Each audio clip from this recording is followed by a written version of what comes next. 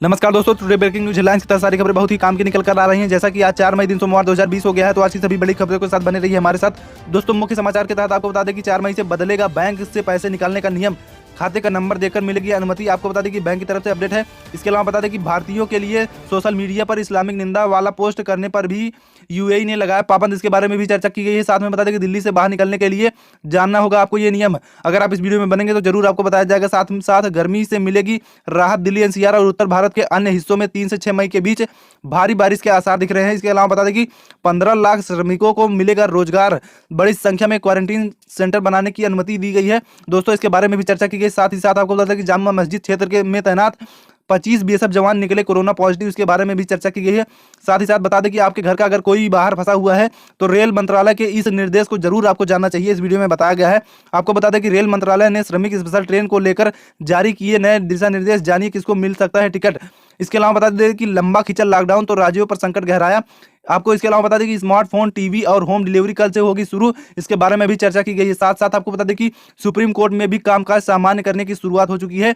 अगर आप यूपी से है या बिहार से है या झारखंड से है या फिर हरियाणा से है तो आपको बता दें कि शराब और गुटखा प्रेमियों को नहीं मिल पाएगी शराब और गुटखा।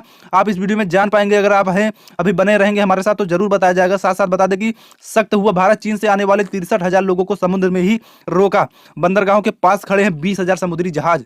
दोस्तों, इसके अलावा आपको बता दें कि भारतीय वायुसेना ने लोगों का अभिवादन किया, खासकर डॉक्टरों का फूल बरसाए। इसके बारे में भी वीडियो में चर्चा की गई है। साथ साथ बता दें कि एक शहीद हो गए हैं 5 लोग हमारे यहाँ के, उनके बारे में भी इस वीडियो में चर्चा की गई है। दोस्तों, आगे बढ़ने से पहले आप सभी से अनुरोध है कि मुझे आशा नहीं विश्वास है कि आप हमारी मेहनत को ऐसे जाया नहीं जाने देंगे। आप एक छोटा सा प्रयास है उसको जरूर करेंगे, इससे आपका कुछ नहीं जाएगा। वीडियो को जरूर लाइक कीजिएगा क्योंकि हम आपके लिए बहुत मेहनत करते हैं। मुझे आशा नहीं विश्वास है कि आप हमारे सर पर एक बार हाथ जरूर फेरेंगे, वीडियो को जरूर लाइक करेंगे क्योंकि मैं आपका छोटा बच्चा हो सकता हूं, आपका बेटा समान हो सकता हूं जो कि आपके लिए ऐसी न्यूज़ लाता हूं और बहुत मेहनत करता हूं। तो आप एक बार जरूर इस वीडियो को लाइक कीजिए। तो आगे बढ़ने से पहले मैं आपसे अनुरोध करूंगा कि अगर चैनल पर नए हैं तो चैनल को सब्सक्राइब करके अगर वीडियो अच्छी लगे तो दोस्तों के पास जरूर शेयर कीजिएगा। चलिए आगे बढ़ते हैं। दोस्तों, वहीं आपको बता दें कि 15 लाख श्रमिकों को रोजगार देने की तैयारी। बड़ी संख्या में क्वारंटीन सेंटर बनाने के निर्देश। कोरोना वायरस के चलते देश भर में जारी लॉकडाउन में फंसे उत्तर प्रदेश के प्रवासी कामगार श्रमिकों का आना शुरू हो गया है। रविवार सुबह ही एक ट्रेन से नासिक आई है। 2 और ट्रेन प्रवासी कामगारों श्रमिकों को लेकर गुजरात में पहुंचने वाली है। कल भी महाराष्ट्र से 3 ट्रेनें पहुंचेंगी। इससे पहले भी दिल्ली, एमपी, गुजरात, राजस्थान, हरियाणा से बड़ी संख्या में प्रवासी कामगार श्रमिक आ चुके हैं। ऐसे में मजदूरों की बढ़ती तादाद को देखते हुए मुख्यमंत्री योगी आदित्यनाथ ने निर्देश दिए हैं कि 12 से 15 लाख क्षमता के शेल्टर होम और क्वारंटीन सेंटर बनाए जाए। इसमें लोगों को तो जॉब मिलना तय है। उन्होंने बताया कि कृषि उत्पादन आयुक्त एसपी की कमेटी को प्रवासी कामगारों श्रमिकों की स्किलिंग करने का 15 लाख लोगों की नौकरी का और रोजगार उपलब्ध कराने की व्यवस्था तत्काल करने को कहा है। मुख्यमंत्री ने यह निर्देश अपनी एक प्रेस वार्ता में कही। दोस्तों, वहीं आपको बता दें कि 4 मई से बदलेगा बैंक से पैसे निकालने का नियम, खाते का नंबर देखकर ही अनुमति। अपना अकाउंट नंबर चेक कर लें। आपको बता दें कि सोमवार से बैंकों से पैसे निकालने का नियम बदलने जा रहा है। लॉकडाउन के चलते यह अहम बदलाव किया गया है। इसके चलते अब आप तभी पैसा निकाल सकेंगे जब आपके बैंक खाते के नंबर का आखिरी अंक अनुमति प्राप्त तारीख से मेल खाता है, अन्यथा आप पैसे नहीं निकाल सकेंगे। इंडियन बैंक एसोसिएशन ने लॉकडाउन के दौरान बैंकों से पैसे निकालने के नए नियम बनाए हैं।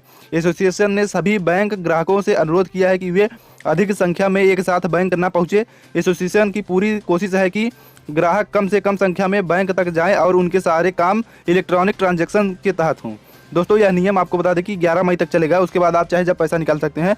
खासकर इस बात को देखते हुए कि प्रधानमंत्री गरीब कल्याण योजना के तहत जो 500 रुपये मिल रहा है उसको लेने के चक्कर में बहुत लोग भीड़ लगा रहे हैं, जिसकी वजह से ऐसा नियम बनाना पड़ रहा है।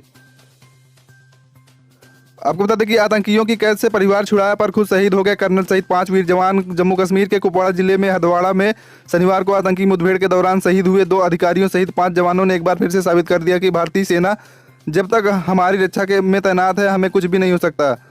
दरअसल भारतीय सेना को खुफिया जानकारी मिली थी कि कुछ आतंकवादी कुपवाड़ा जिले के हंदवाड़ा चरमुल्ला इलाके में छुपे हुए हैं और एक घर को कब्जे में लिए हुए हैं। तो पूरे परिवार को बचाने के चक्कर में ये लोग अपनी जान गंवा दिए। हमें इनको दिल से सल्यूट करना चाहिए और ये कभी नहीं भूलना चाहिए कि इनका भी परिवार है।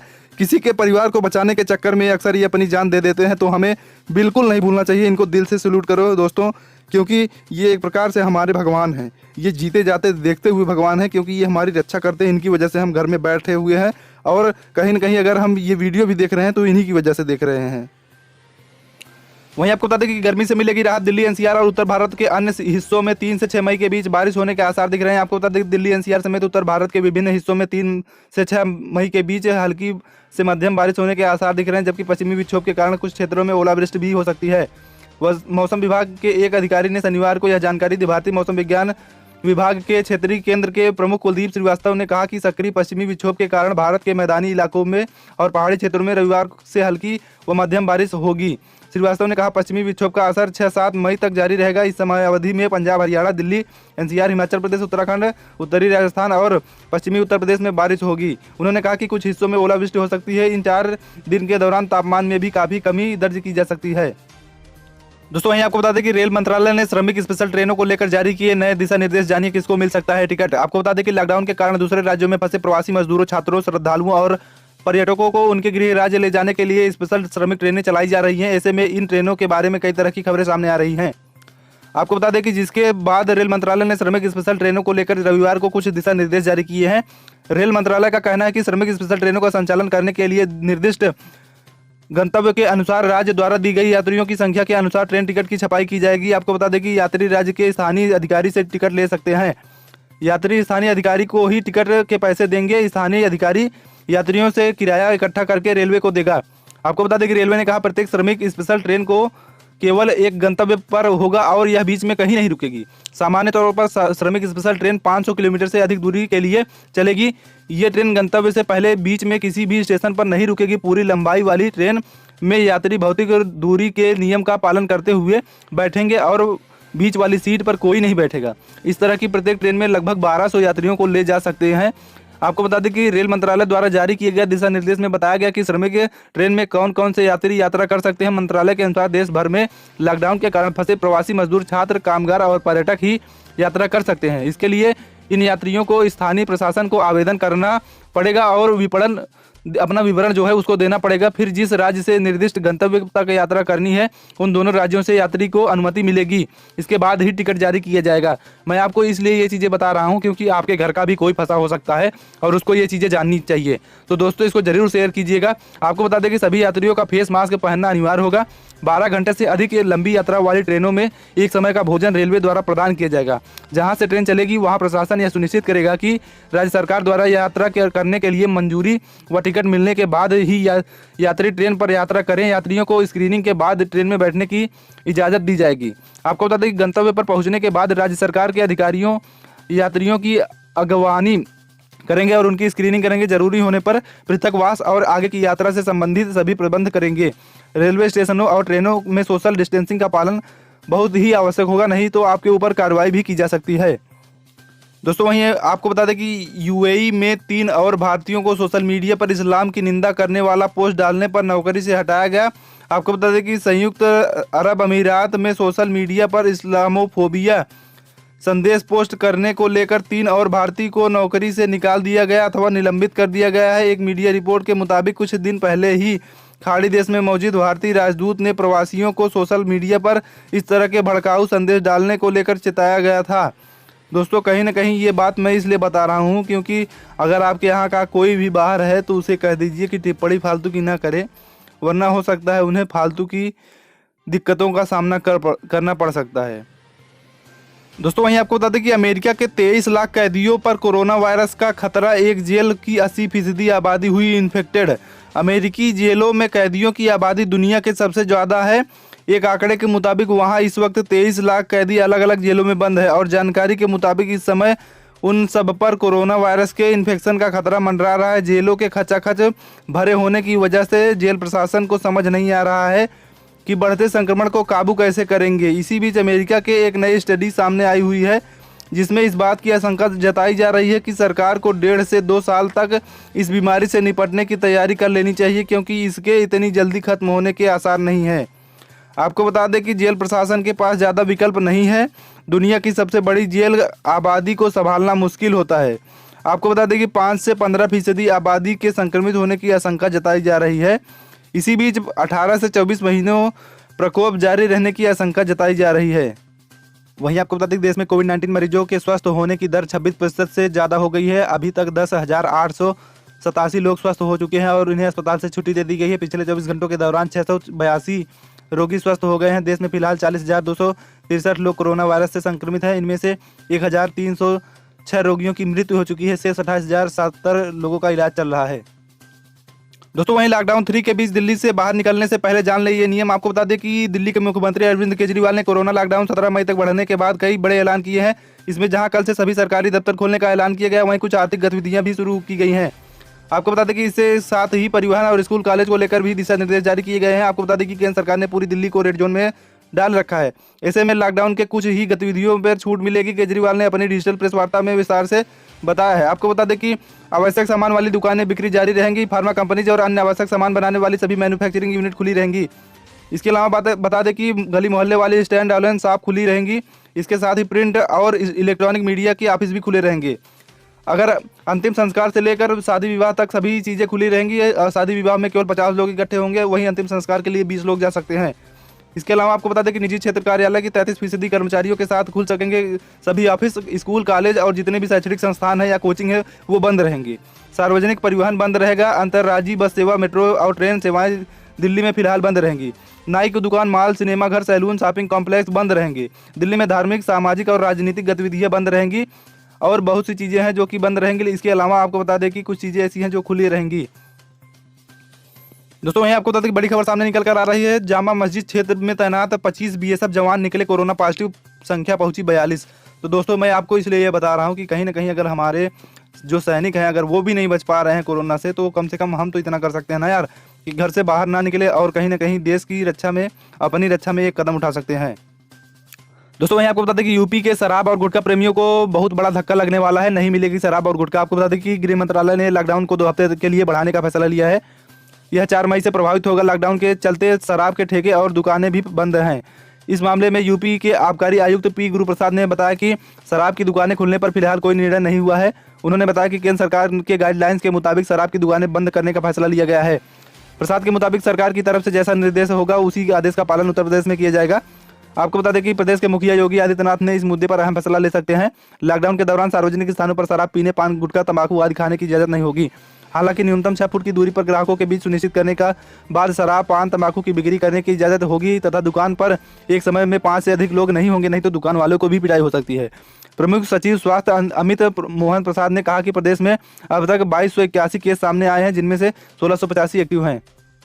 दोस्तों लंबा खिंचा लॉकडाउन, राज्यों का संकट गहरा है। आपको बता दें कि प्रधानमंत्री नरेंद्र मोदी ने 27 अप्रैल को राज्य के मुख्यमंत्रियों के साथ बैठक की, तो उसमें तमिलनाडु के मुख्यमंत्री पलानी स्वामी ने दिसंबर और जनवरी का जीएसटी बकाये का मुद्दा उठा दिया। उसी दिन पंजाब के मुख्यमंत्री अमरिंदर सिंह ने केंद्र को चिट्ठी लिखकर जीएसटी का 4,386 करोड़ रुपए का बकाया देने की मांग कर डाली। दरअसल लॉकडाउन के चलते कुछ जरूरी वस्तुओं का उत्पादन और सेवाओं को छोड़कर करीब 70% उद्योग धंधे और सेवाएं ठप हैं। आर्थिक गतिविधियां सीमित होने के से राज्य के संसाधन सूखने लगे हैं। आपको बता दें कि बहुत सारा नुकसान हो रहा है। खजाने में पैसे नहीं होने के कारण राज्य सरकारें अपने कर्मचारियों को समय पर वेतन नहीं दे पा रही हैं। कुछ राज्यों ने तो कर्मचारियों को मिलने वाले कई भत्तों पर भी रोक लगा दी है। आपको बता दें कि खाने पीने की जिन जरूरी वस्तुओं और दवाओं का उत्पादन और बिक्री जारी है, उनमें 70% से अधिक वस्तुएं या तो जीएसटी मुक्त हैं या उन पर सिर्फ 5% जीएसटी लगता है। जीएसटी का 80% गैर जरूरी वस्तुओं और सेवाओं में से आता है। एक रिपोर्ट के मुताबिक राज्यों का दिसंबर 2019 और जनवरी 2020 के जीएसटी कंसेप्शन 30 से 34 हजार करोड़ रुपए बकाया है। क्रिसियल का अनुमान है कि 40 दिन के लॉकडाउन से अर्थव्यवस्था को 10 लाख करोड़ रुपए का नुकसान होगा। एसबीआई के मुख्य अर्थशास्त्री सोमक्रांति घोष के अनुसार अगर राज्य 2018-19 के जीडीपी का 1% कोविड-19 से निपटने में खर्च करता है तो यह रकम 1.60 लाख करोड़ रुपए बैठेगी। दोस्तों वहीं आपको बता दें कि कल से स्मार्टफोन, टीवी की होम डिलीवरी शुरू हो जाएगी, लेकिन कुछ शर्त रहेंगी। आपको बता दें कि कोरोना वायरस के चलते मार्च के अंतिम दिनों से लागू लॉकडाउन की वजह से सरकार ने देश भर में गैर जरूरी चीज़ों के अलावा सभी प्रोडक्ट्स की ऑनलाइन बिक्री पर रोक लगा दी थी।